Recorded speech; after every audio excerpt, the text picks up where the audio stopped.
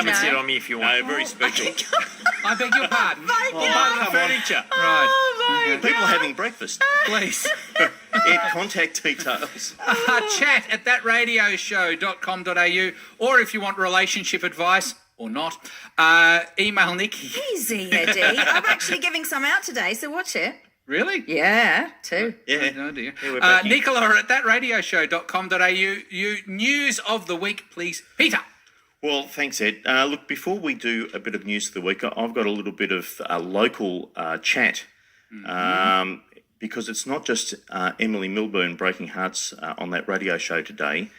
We're getting some details through, and it's been leaked through here that there's on Nicola's Instaface. Insta what? In the Instabook. Oh my it's God, come Pete. through. Oh, God. Your male Where do fans we- are heartbroken. You've changed your status this week to relationship. I Any swear comment? to God, geez, you're a cheeky bugger, Pete. That Really? was not in the script.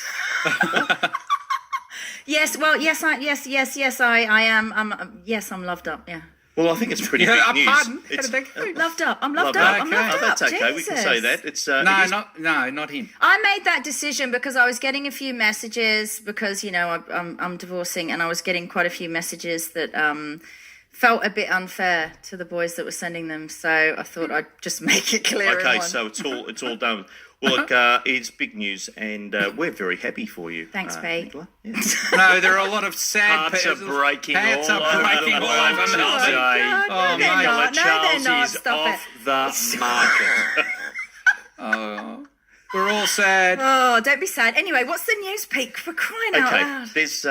there is in Melbourne. There's a very big company. They're an international global conglomerate. Right. I say. Now it's very important. They've been given a very prestigious and extremely elevated position in the world community. Why is Elevated. that? What do they deserve it or what? Well, it's just by what they do. They're guardians of a very precious and special commodity. What's that? They've got no equal in this world. Oh my God, who is it? We're talking chocolate. We're talking God. Cadbury. No. Oh, there is no equal to Cadbury. Cadbury. You're right. Now, this week they have announced devastating news that they are again, they've got history with this. Yeah. They've got form. Right. They are reducing the weight of the family block of chocolate. Oh my God. This To is- what? To what? You're joking, aren't you? To what, I didn't Pete? know we had Booney in the office. Oh, Bernie's here. All right, He mate. likes his chocolate as well, I think. Well, everybody does. So what's the? I what's don't know the scoop? full details, but I remember the family block used to be like about 300 grams.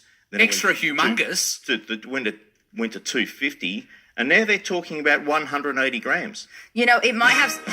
You got the drama again. That is drama. It might have something to do with this classic British story. Do you want to hear it? Yeah, It's very yeah, brief. yeah. Go Okay. on. So Mr. Cadbury and Miss Roundtree went on a double decker, and it was after 8. She was from Quality Street, and he was a fisherman's friend. And on the way, they stopped at a Yorkie bar. Later on, it was a magic moment as she let out a scream of pure Turkish delight, Pete. He wanted more, but needed a timeout. He later discovered he had VD because Miss Roundtree had been with all sorts. Oh, Nicky. Very good. That's pretty funny. That deserves applause. Thanks, Ed. Anyway, look, we're facing a time where family times sharing a block of chocolate will be different because there will be no more sharing. There's not enough to share. Well, maybe families are just getting smaller, so they thought, well, let's make the block smaller.